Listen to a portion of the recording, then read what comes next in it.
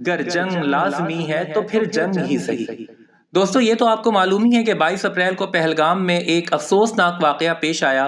جس میں 26 نہتے اور معصوم سیاحوں کو بے دردی سے قتل کر دیا گیا تھا۔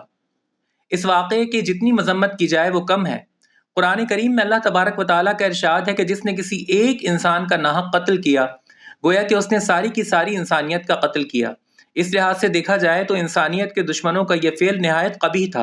اور اس کی بھرپور مذمت کی جانی چاہیے، لیکن اس واقعے کو آڑ بنا کر جس طرح سے بھارتی حکومت اور میڈیا پاکستان کے خلاف بے بنیاد الزامات لگا رہا ہے، اس کا مقصد مذہبی منافرت پھیلانا، پاکستان مخالف پروپیگنڈا کر کے ہندو ووٹ بینک کو مضبوط کرنا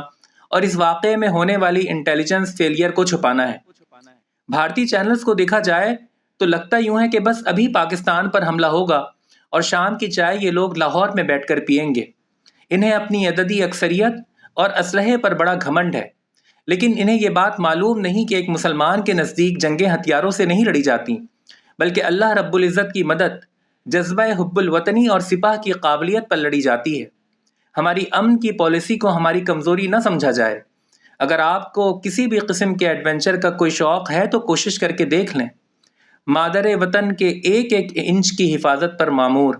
پاکستانی فوج جذبہ ایمانی سے سرشار ہے اور کسی بھی قسم کی جارحیت کا منہ توڑ جواب دینے کے لیے تیار ہے۔ اور ہاں، یاد رہے، اس دفعہ ہم چائے پلا کر آپ کو واپس نہیں کریں گے، بلکہ اس دفعہ ظالموں کو وہ سبق سکھایا جائے گا